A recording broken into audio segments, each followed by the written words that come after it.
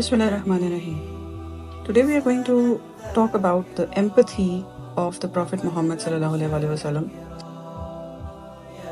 But before we jump into it, are we even prepared to discuss the topic? Are we even prepared to start understanding the empathy of the Prophet sallallahu alaihi wasallam, or the fact that the empathy of the Prophet sallallahu alaihi wasallam was in fact the empathy of Allah Ta'ala himself, and the relationship between the love that the Creator has for the creation and the love that the Prophet has for the people or their ummah as a result of the blessing or the gift of empathy that Allah gifted them with. Like in a small incident in the Quran where Prophet Musa is being raised in the house of Pharaoh, that is because of the love that Allah instilled in the heart of the wife of Pharaoh or Pharaoh himself. So he was kind, even Pharaoh was kind as a father. Even a non-Muslim or a mushrik is kind to their children. They love their children. They have empathy for those around them. But is that empathy enough to take somebody to Jannah? Does that promise Jannah? Like we see in the Quran, Tabbat yada Abi Lahabin wa tab. As a husband and wife, Abu Lahab and his wife, they had love for each other. And out of their mutual love and feelings, they were both on the same mission of opposing the Prophet ﷺ and opposing Allah himself. So there was love between them. There was love between humans who were opposing the Prophet ﷺ as well. And they had empathy. But does empathy alone become enough, or does it have to be followed? Does goodness alone become enough, suffices, or do we need something extra? Do we need something else to go with it to be accepted? Like for example, you apply for a job and there are some requirements, there are some must-haves that are mentioned in the job ad, in the job description. For example, I was watching an interview and somebody was like, he applied for a job and they had specifically mentioned they need a master's degree or they need a PhD student for that particular position. So similarly, you may have a lot of knowledge, a lot of skills, a lot of good manners, but you need to have Tawheed. You need to have La ilaha illallah. That is the number one obligation. La ilaha illallah has never changed. It is the one constant. Although everything else in the world has been changing, La ilaha illallah has been the one constant. And even in the kalima of the other prophets, La ilaha illallah was the constant factor. Now, when we talk about the empathy of the Prophet ﷺ, undoubtedly it was at the maximum level. It was at its peak. Because Allah Ta'ala himself has commended that the Prophet ﷺ was on the khuluqin azim. He was on a great level of good manners. He was sent as a perfection of good manners. And that is why we see that even the animals and birds and, creatures, they could just come and complain to the Prophet ﷺ about their owners, about the zulm that they were doing. So, even before the Prophet ﷺ was gifted with prophethood, he was established as a man of honor, as a man of truth, as a man of honesty, faithful person who keeps his promises, who keeps if he's trusted with something, he returns it. He's completely truthful, never lies. It's like engraved on stone. Everybody knew that he is such an honorable person. He never lies. He will never cheat. He will never be, treacherous. So this was a level of morality that was set even before he was entrusted with prophethood. This shows that Islam has raised the bar to a very high level of morality. And the fact that the Prophet ﷺ himself was such a beautiful human being, he had such beautiful manners, that we see incidents where his wife is throwing a plate out of his hand. She hits and throws a plate of food out of the hands of the Prophet ﷺ, and he just doesn't respond badly. He doesn't say anything. He doesn't curse. He doesn't hit, and he just quietly absorbs it, like he just lets it go. So the Ummah has been left with no excuse to adopt bad manners. And in the Quran, we come across examples where even at the moment of divorce, Allah is repeatedly reminding us to be kind and do ihsan. Allah is reminding us, especially in the incident where Allah Ta'ala is telling that if you get married and you divorce, even before you have touched the wife, then give half of meher. And if you give the full, then that's even better. And remember ihsan between both of you and your families. So Allah is encouraging human beings by giving us such a great example, role model. Allah is telling us again and again to be kind. Even in an incident where you get married and you get divorced without even having touched your wife, Allah is saying, give the meher. Even then. And what is happening these days? People get married and they are bent upon having the wife to sign off, okay, I forgive you the meher. By force. They're doing it by force. So this is zulm. And when we are following culture and we are not following the Prophet ﷺ, and this is the dilemma of today. This is the main problem. I was visiting Pakistan after 10 years of having stayed abroad, and I was shocked that we were going through some street, and in a small street masjid, somebody was screaming into the speaker. It was supposed to be a khutbah, but it was a caricature of a khutbah, or some very distorted form of, very ugly form of a khutbah. And he was trying to say that, oh, so look at your face, are you going to do salat like the Prophet ﷺ? Look at your face, are you going to do? So he was saying such things again and again. So it sounded really, really bad.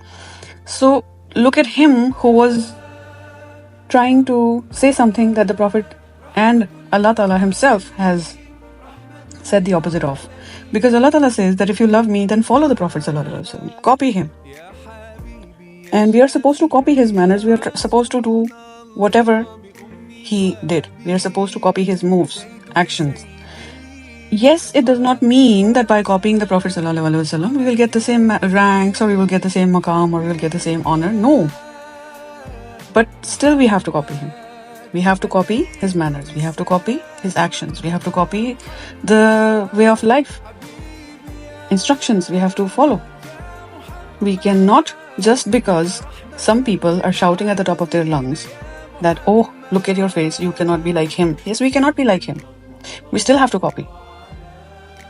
Just like when a company designs an iPhone, has a concept, they create a sample, and then they give it to a factory and say, make me 100,000 of exactly like this one. So similarly, Allah Ta'ala has given us a model and said, become exactly like this one. It does not mean that we will have a share of his ranks or his honor. It doesn't mean that. We are worlds apart. It's like, Zameen Asman ka farak. It's not going to be equal. But we still have to copy. We still have to copy.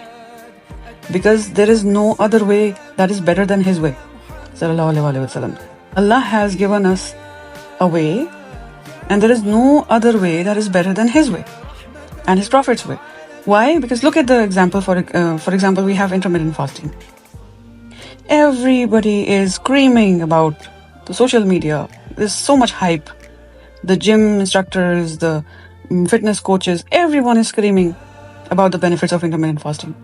What's the biggest example that we have of someone who practiced intermittent fasting? It's the Prophet ﷺ. Same goes for his empathetic manners. He never cursed anybody.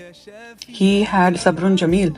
He was advised, he was suggested by Allah subhanahu wa ta'ala to have beautiful patience.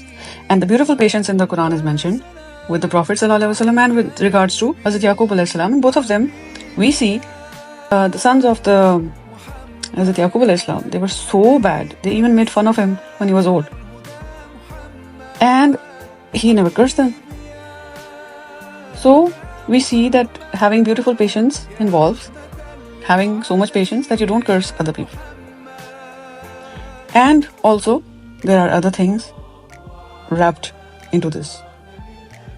So we have to study the model of the Prophet ﷺ thoroughly in depth, and we have to at least make it a habit to read about the Seerah every day. Spend 10 minutes, 15 minutes, doesn't take long. Read about the Seerah, read about the incidents that took place in the life of the Prophet ﷺ. But first we have to cleanse our hearts and minds of the garbage that has been fed into it.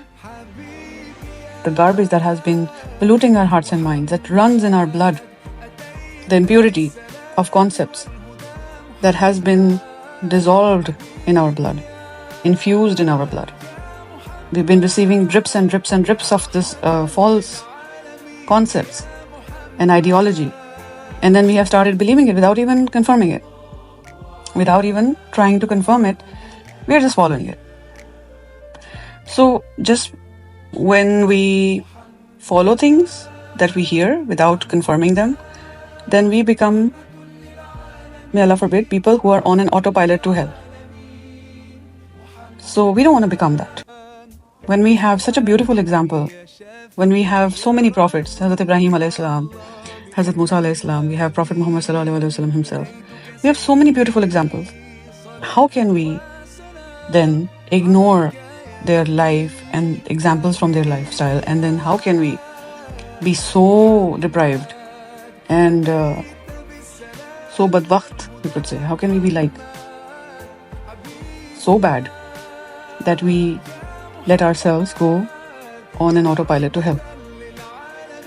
Because Allah Ta'ala exhausts every effort to guide humanity. That is why the angels and the prophets, they are sent again and again on a mission to guide us.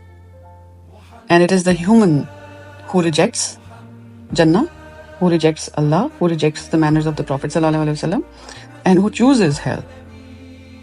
Hell is a choice. It's not a destiny. Hell is a choice.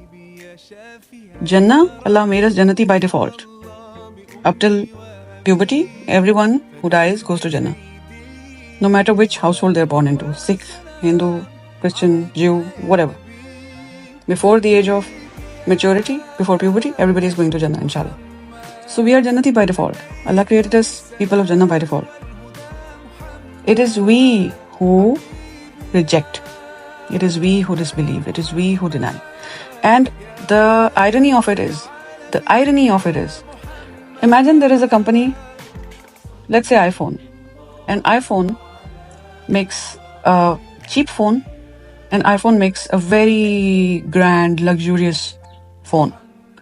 And iPhone company, the owner, is telling you, this is the cheapest one I have, and this is the most expensive and the luxurious one I have. But if you wait just a few months, maybe a year, don't buy this cheap one, wait for it and get the luxurious one when it is in stock.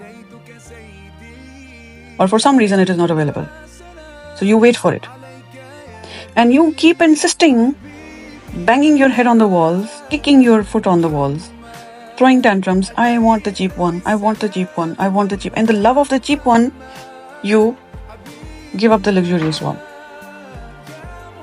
You just choose to have the lowest one, the lowest quality. Then who is to blame? So we have an excellent example in the Prophet ﷺ, and we have been told in the Quran that always do good with this thing in mind, that if I die and then my family could be in this position, then who will have mercy on them? Whenever Allah puts somebody, in Urdu we say, at your disposal or rahmukaram, then always think, because this is an ayah in the Quran, that those who are in a position of authority, they should think that if I die and my family is in this position, then who will have mercy on them? So I should have mercy on others today, so others will have mercy on my family. This also tells us that when we are not having mercy towards other people, it will somehow boomerang, and tomorrow we will be in that position where others will not show mercy towards us. So we should be very careful in how we deal with people. And for that, we have the best example to follow. We have the bestest example to follow in the Prophet ﷺ. One of the easiest ways to train the mind to be good to others is to expect returns of your good deeds only from Allah. Do good only for the sake of Allah. Do not expect that the person that you're doing good to is going to do you a favor in return, or is ever going to be even say thank you or be grateful. Don't expect even that. And then when you expect all the rewards from Allah sincerely, Allah will reward you in both dunya and akhirah and will bless your generations. Not just that, goodness will not just be restricted to you. Allah will spread it in your generations and Allah will give it to you. Like I say that, Yalla, I do according to my istatat, my awqat, and you grant me the return according to your shan, your glory. So when you do good for the sake of Allah, you do a small deed and Allah will magnify it according to His greatness, His grandeur, His magnificence. So we should not expect anything in return when we do good from any human being. And we should always expect the returns from Allah subhanahu wa ta'ala.